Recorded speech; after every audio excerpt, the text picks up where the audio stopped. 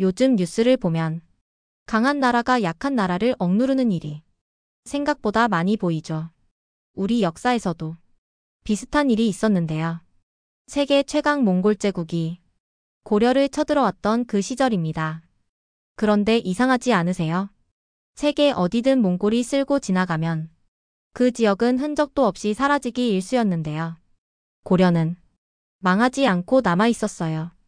심지어 왕실도 유지됐고요. 이게 어떻게 가능했을까요?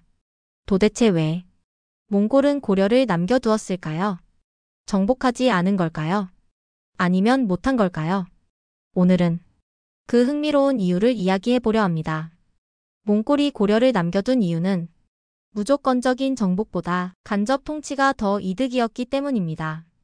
즉 현실적인 타협과 전략이었죠. 우선 당시 상황부터 짚어볼까요? 몽골은 1206년 칭기즈칸이 제국을 세우고 중앙아시아, 러시아, 페르시아까지 점령했어요. 이 엄청난 세력이 1231년 고려를 침공하죠.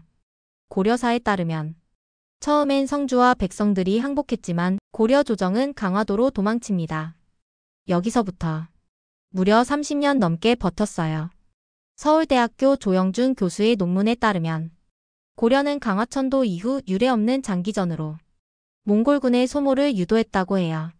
몽골도 지친 거죠. 계속 침략해도 왕을 못 잡고 백성들만 피해를 보니 결국 타협합니다.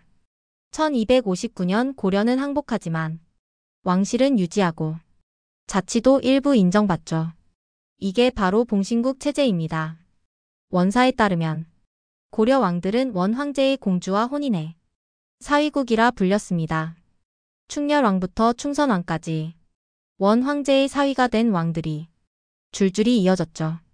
하지만 재미있는 건 고려는 명목상 속국이었지만 왕실과 제도는 남겼다는 겁니다. 그리고 원의 중요한 군사작전에는 고려군도 동원됐어요. 예를 들어 일본 원정 1274년과 1281년 고려는 군선과 병력을 제공했죠. 그만큼 몽골은 고려를 완전히 없애기보단 유지하면서 이용한 겁니다. 그럼 몽골이 고려를 정복하지 못한 것일까요? 사실 군사력만 보면 몽골이 고려를 짓밟는 건 어렵지 않았어요.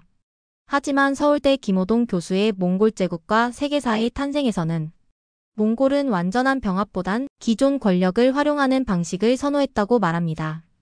즉 고려를 살려둔 건 못한 게 아니라 안 한 겁니다.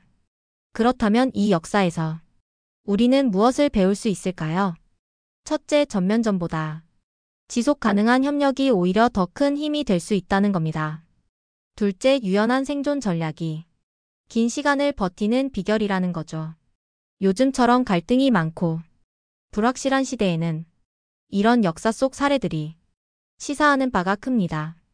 예를 들어 회사에서 조직 변화가 클 때 끝까지 싸우기보단 살아남을 방법을 찾는 게 더 중요할 수도 있겠죠? 자, 오늘 이야기 어떠셨나요? 무조건 강한 게 정답은 아니고 때로는 살아남는 게 더 큰 전략이 될 수 있다는 것. 역사는 늘 그런 지혜를 우리에게 알려줍니다. 여러분은 이 이야기를 어떻게 생각하시나요? 댓글로 여러분의 생각을 들려주세요. 좋아요와 구독은 다음 이야기 준비에 큰 힘이 됩니다. 감사합니다.